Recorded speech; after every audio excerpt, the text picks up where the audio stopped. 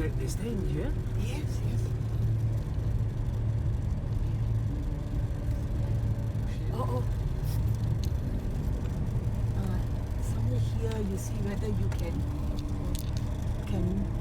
leave your car. Somewhere here? Yeah. But don't block anybody lah. By the side.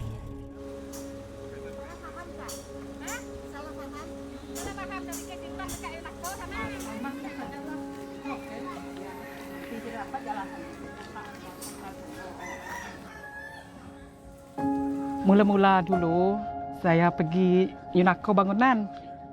Ada orang bagi tahu saya, dia cakap ada orang bagi bantuan dekat sana, dekat mana? Dekat UNACO.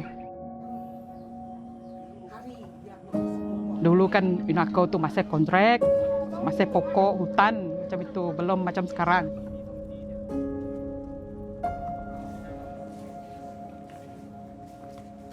Kami orang dulu ada 40 orang. Tetapi mungkin saya lebih boleh menulis, pandai membaca lah. Mungkin itu saya dilantikkan, dijadikan sebagai ketua. Walaupun saya leader, tapi saya tidak pernah macam bezakan saya dengan mereka. Ada perbezaan tidak. Semua sama. Tidak ada perbezaan. Dulu kami orang banyak lah, dalam 40 orang macam itu, 40 keluarga mengambil makanan, tapi sekarang sudah kurang. Mungkin ada yang sudah dapat berdikari sendiri, keluar dari grup lah.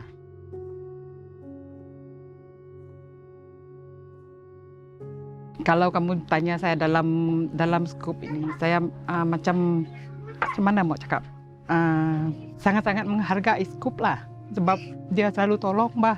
Banyak yang dia pernah tolong saya. Kalau sebut pasal dia, saya memang terharu lah. Sebab 10 tahun sebelum, saya tidak macam ini. Saya orang susah. Sekarang kamu tengok rumah saya bagus. Sebab dia orang lah tolong saya buat. Itulah kebaikan yang saya perolehi dari skup.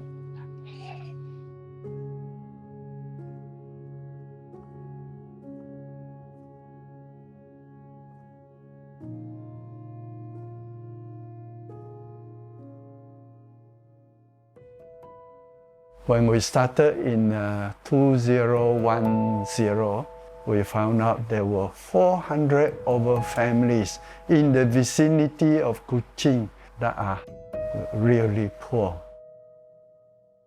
At first, we were trying to get them to come to a place so that we will provide one meal a day for them. Then we realized transportation in Kuching costs more than the cost of a meal. So we decided to have a van and send food to them. We don't ask any question when they first come to receive food from us. No matter for what reason that they are so very poor, they deserve to be fed at least one proper meal a day. When I was asked by the chairman to join him to form Scoop, I have no choice but to say yes to him because he was talking to me in the church, you know. When we first formed, it was agreed that we don't want to have any link to any political party. We don't want to have any link to the church. We are going to be independent and we are going to serve the poor and the needy regardless of race and region. When I was young, my mother staying in Satok Road that used to look after people who pass by. She always helped those hungry people who pass by, giving them small plate of food and a drink. Okay, so that influenced me, and that's how I joined the Society for Kuching Urban Poor. One of the things that we wanted to do was, of course, to provide meals for the poor, 7 days a week. So that is a very difficult task to carry out because this involves money. But our chairman is very clear and firm about it. He said, we must get the poor to be healthy and strong, and then they can perform work or jobs that they can earn more money and raise the children better. And these poor, many of them came from the rural areas. And when they come to Kuching, they thought, like in London, the street is covered with gold, but there's no such thing as gold. They found out they're in a very desperate situation. And they have to live very poorly, live in squatter areas, for example. And you have heard about these people living with the dead in Chawan Road there. You know, there's an Iban cemetery. So they even go and live there. If you are well enough, you want to live there? Nobody wants to live there. Because they cannot rent a house. So they become illegal squatter. As long as there is a roof over the head, they can sleep there, they sleep there, and they live there. So these are the people we are helping. There are a lot of people during the course of the last 10 years plus commenting that the poor are lazy. Actually, it is not true. We have a lot of poor who are very respectable. That's why we reduce from 320 down to 200, because when they are able, when they are out of poverty, they told us they don't need any more. Of course, we told them they don't need any more, but please help the other poor.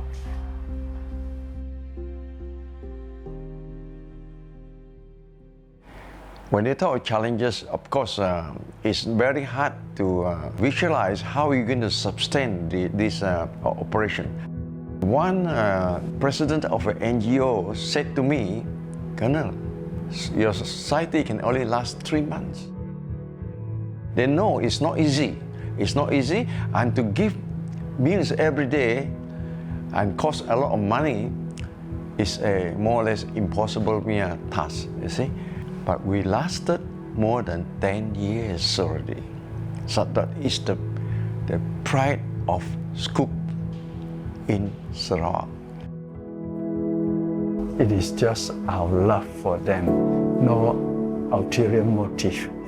And because of that love for them, that's why we went on for the last 10 years. We don't feel any strain.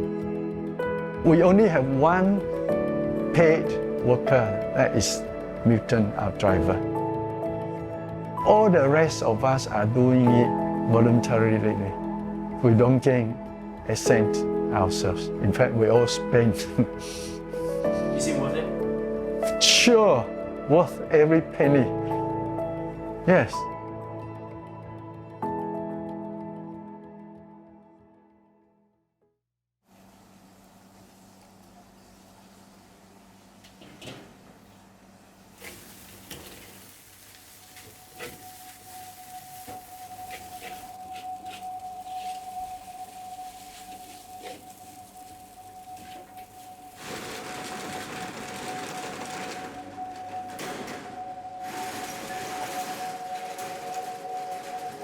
Sebelum ini, setahun lebih kakak tidak ada buat apa, just berjual online lah.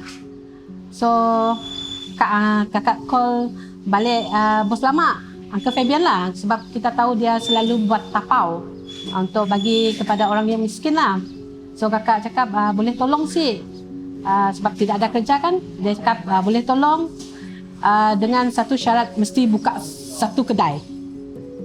So, kita pilih. This is the best area lah.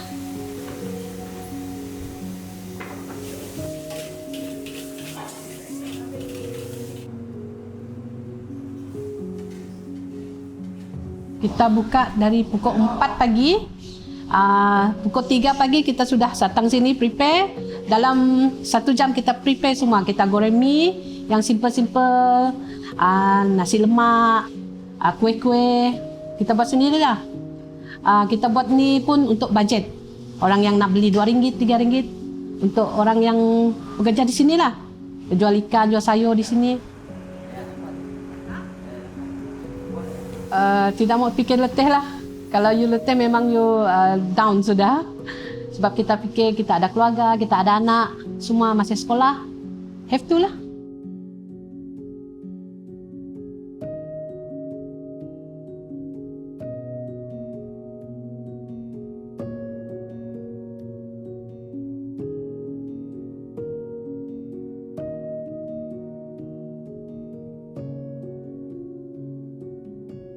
Macam mana akan tahu pasal program Satu Azam skill training itu? Melalui seorang kawan. Dia cakap sini ada ambil orang siapa yang nak belajar menjahit ataupun mau membuat kuih, bakery lah. So kakak pilih menjahit. Sebab Satu Azam ini digabungkan dengan Scoop. Dia orang mau membantu. Mula-mulanya kita bertanding. Ingat saya buat selimut. Dalam 10 orang lah dia pilih. The best is mine lah. So dia pilih. Dan dia cakap, okay, you jahit semua okay. Semua okay lah dia cakap. So dia beri peluang. You mau mengajar kah? Ambil peluang mau mengajar. So saya cakap, boleh cuba. Rugi bah, peluang hanya satu sekali saja bah. So grab saja.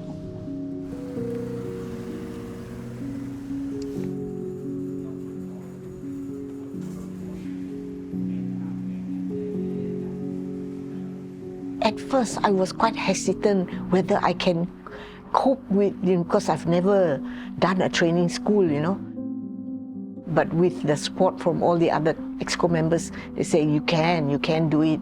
So that's how I was made like principal of the school for the hardcore poor. Yeah.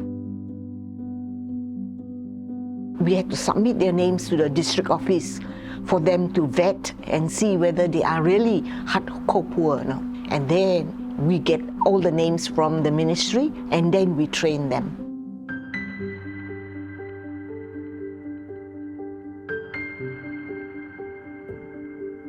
We also taught them financial literacy, so at least they are aware of how to save money.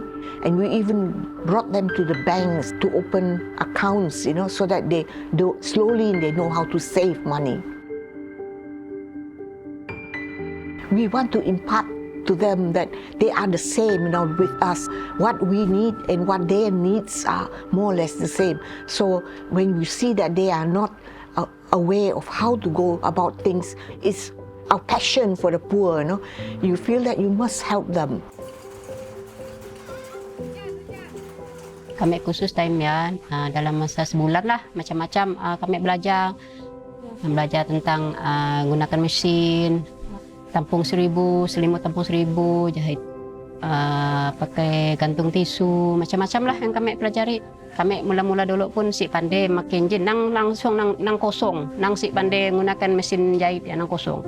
Bila dah kami belajar di Satu Azam ya, kami jadi pandai. Minat menjahit memang dari kecil, tapi skill ya kami pandai menjahit ya dari Satu Azam lah. Dulu sebelum tu kami jahit tangan aja, saya pandai juga pakai mesin jahit. Kan kami orang ada ngambil bantuan tiap-tiap hari, dia orang ada bagi makanan. Dari sia setidaknya madah siapa mau ambil Satu Azam, khusus Satu Azam, kami memang minat menjahit. Jadi kami pun mau juga lah terima ya khusus Satu Azam ya. Memang happy sangat-sangat. Memang happy. Semacam impian macam ni mah dah lama dah mau khusus bah. Tiba-tiba ada orang panggil khusus kan. Happy lah, memang happy sangat. Dah habis kami khusus, setidaknya ada bagi kami mesin jahit, 2 mesin jahit, mesin sisi, mesin biasa. Keperluan menjahit lah, mereka benang, kain semua ada orang bagi. Kami happy lah. To see them collect the things with their husbands, and you see the husbands even borrow people's transport to help them, and they are beaming happy, very happy that the government is giving them all this. It is like a stepping stone for them, to start a new life lah. We want to teach them how to fish, not to just receive. So with the skill they've learned, they should put into practice and should not depend on other people for handouts. They should, be able to make a little business out of what they have so that their family will be better and happier, instead of living in poverty all this while. Of course, there are a few hitch here and there, but we managed to overcome the little problems. Sometimes I even wonder how I managed to find all the energy to do all this for 3 solid years, But we managed. Yeah. Yeah. So ada kenangan pahit ataupun manis tak semasa Kak mengambil kursus Satu Azam? Semua kenangan manis lah. Sebab saya bermula daripada kosong. Tak pandai buat biskut, tak pandai buat kek. Semua belajar dari sana. Lepas habis belajar 2 bulan tu kan, diorang ambil sebagai staf sana. Staf di Satu Azam itu. 3 tahun lebih jadi tenaga pengajar dekat sana, jadi staf sana lah. Habis 3 tahun tu baru start bisnes sendiri lah, sikit. Saya mengucapkan ribuan terima kasih kepada Skup Satu Azam, terutamanya Uncle Fabian Wong, Puan Benedict. Mereka banyak tolong saya lah. Dari kosong sampai apa yang ada sekarang. Perasaan Kak apabila you ingat masa dulu you kata dari kosong kan, dan sekarang you ada bisnes sendiri, apa perasaan Kak? Sedih lah. Kenapa sedih Kak? Memang banyak sedih.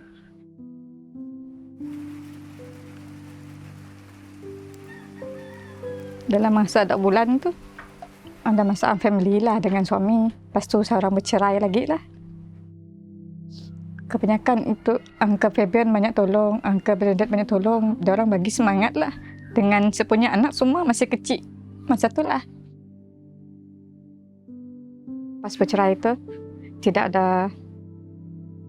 memang tidak ada pendapatan lah. Kosong. Lepas tu diorang tolong. Macam untuk bantu saya dengan anak 3 lah. Semua masih sekolah time tu. Tadika dengan sekolah rendah dah 2 orang. Dalam masa 2 bulan tu khusus, habis tu dia dengar masalah saya tu. Sekarang terus macam ingin tolong lah. Dia orang ambil saya sebagai staf sana. Lepas habis kerja dengan orang, saya start mula bisnes sendirilah dekat rumah. Buka kedai runcit sikit. Lepas tu baru berani macam ambil tu order kek sikit-sikit. Itulah saya cakap tadi, dari kosong. Lepas tu dapat buat sendiri punya bisnes lah. Walaupun dia punya modal kecil-kecil kan, tapi kita nampak kita sendiri ada usaha. Tidak takut kan? Tidaklah, sebab saya modal dengan kecil je bah. Kalau rugi pun rugi kecil je. Mesti berbisnes memang berani ambil risiko, untung rugi lah.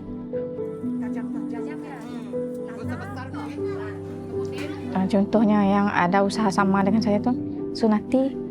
Dia pun macam buat jahit, ada ambil order. Kadang-kadang saya punya order kek, dia pun ada ambil. Kalau ada dia punya kawan mau kan, dia cakap dengan saya. Macam saya ada kawan mau jahit baju kan, saya panggil dia buat. Macam itulah, pas seorang cakap seorang cakap seorang lah. Itulah saya dua ada impian, kalau bagus kan sebelah bakery, sebelah jahitan, dia cakap.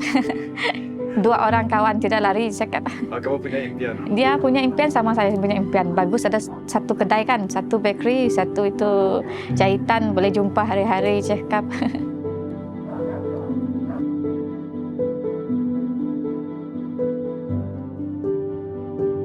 Feel very happy for them, happy for the family, that they are able to stand on their own 2 feet now because of their perseverance and hard work. You feel proud for them. For the last 3 years when I was running the course, I did not even have one day sick leave, you know. But I think it's the good Lord who's giving me all the energy to continue and good health. As I say, with the grace of God, I'm able to continue, and I'll do it until I cannot help anybody else. Then I will just burn out. And then, if not, I will go on.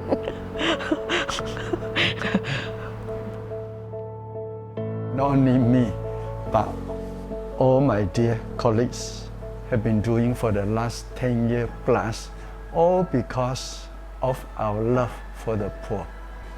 I'm very grateful to them. I'm very grateful to them for all these years sharing the vision of helping the poor with me, putting in time, effort, and money to help the poor. I can only pray for them that the reward will come later on up there. Thank you, brothers and sisters. We cannot do what big corporation or the government can do, but as an NGO, as a society, we do the little we can.